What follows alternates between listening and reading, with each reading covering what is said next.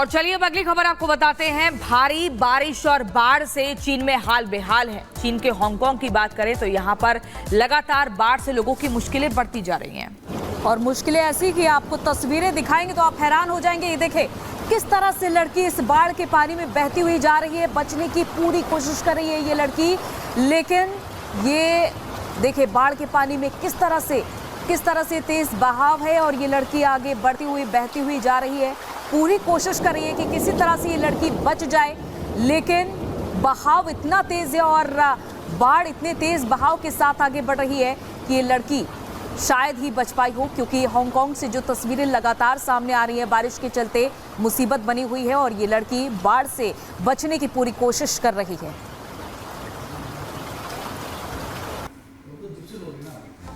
के बाद एक बार फिर से आप सभी का बहुत स्वागत है। बुलेटिन की शुरुआत पाकिस्तान और तालिबान की जंग से हम करेंगे। आपको बता दें दोनों के बीच एक बार फिर से नई जंग शुरू हो गई है और ड्यूरंट जो रेखा है यहाँ पर पाकिस्तान ने, आपको बता दें पाकिस्तानी सेना ने अफगानिस्तान के तालिबानी लड़ाकों पर गोलीबारी की है, जिसके बाद तालिबान ने पूरी ताकत के साथ पाकिस्तान पर हमला बोल दिया है।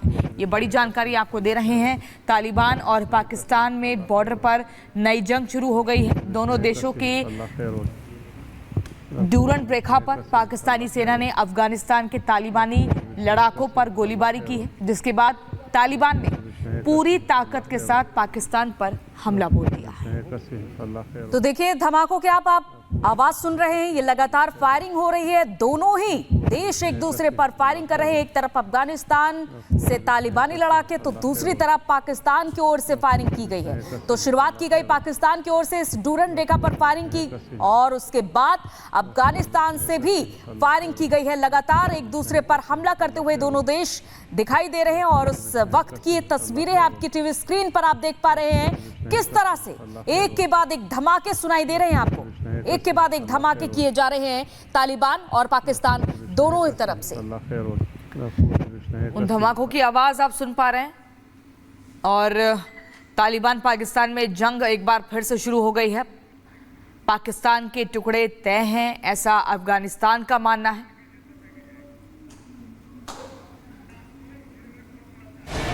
ये दो तस्वीरें पाकिस्तान के भीतर उठ रही बगावत की आंधी की हैं, जिसकी तेज हवा पाकिस्तान में भूचाल ला सकती है।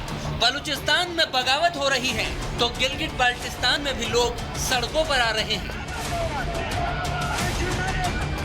गिलगिट से पाकिस्तान की सरकार और फौज के खिलाफ ये आक्रोश, ये बुलंद होती आवाज लंबे वक्त से उठ रही है। गिलगिट के अवाम जीने मरने को तैयार हैं, लेकिन पाकिस्तान की सरकार के खिलाफ ये जंग रुकने का नाम नहीं ले रही है।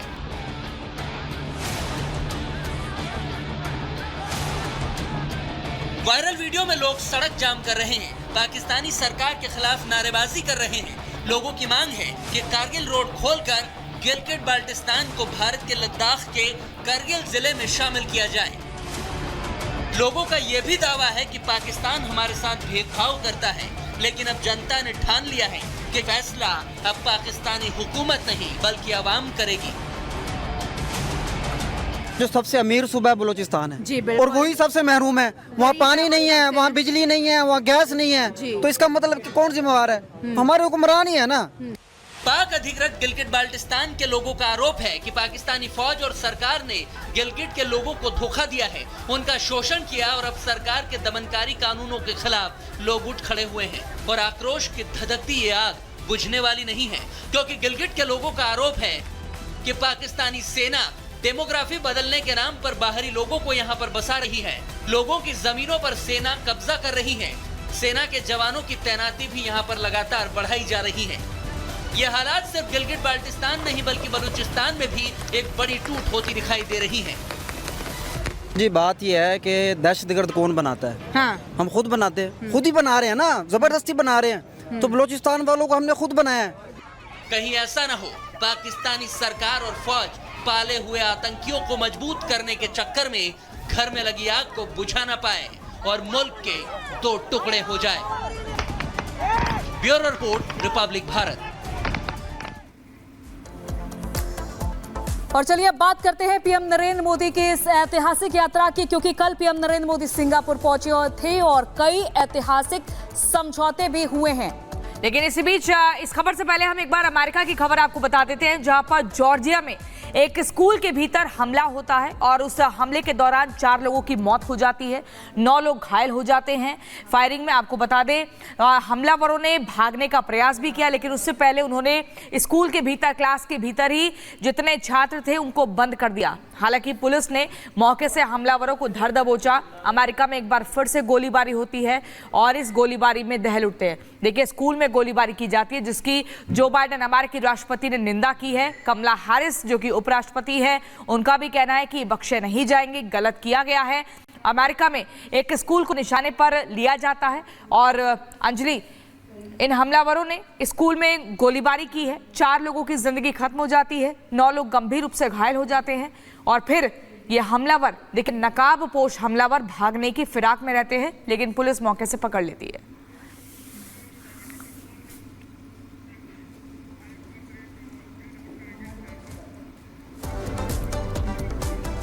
तो इसके बाद अब बात करते हैं पीएम नरेंद्र मोदी की सिंगापुर यात्रा की, क्योंकि कई ऐतिहासिक समझौते हुए हैं दोनों ही राष्ट्रों के बीच और टेक्नोलॉजी, स्वास्थ्य समेत कई ऐसे समझौते हैं जो ऐतिहासिक माने जा रहे हैं। कल पीएम नरेंद्र मोदी जब पहुंचे थे सिंगापुर, उनका स्वागत हुआ संसद में और वहां के पीएम वोंग उनसे मुलाकात करते हुए नजर आए। इसके बाद दोनों ही देशों के विदेश मंत्रियों के बीच मुलाकात हुई है और ये तस्वीर आप देख पा रहे हैं, क्योंकि पीएम नरेंद्र मोदी एक बार फिर से दक्षिण पूर्वी एशिया के दौरे पर हैं और यहां सिंगापुर में बैठक में शामिल हुए और कई ऐतिहासिक फैसले हुए हैं। व्यापार, टेक्नोलॉजी समेत कई समझौते जो ऐतिहासिक हैं। और इससे पहले पीएम मोदी 2 दिनों के ब्रुनेई दौरे पर थे और अब सिंगापुर में है फिलहाल पीएम नरेंद्र मोदी।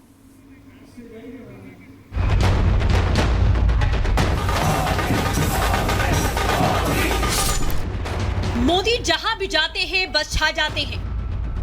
ब्रुनेई के बाद जब प्रधानमंत्री मोदी ने सिंगापुर में कदम रखा तो उनका कुछ यूं स्वागत हुआ। सिंगापुर के प्रधानमंत्री लॉरेंस वोंग ने मोदी का गर्मजोशी के साथ स्वागत किया और दोनों नेता गले मिले।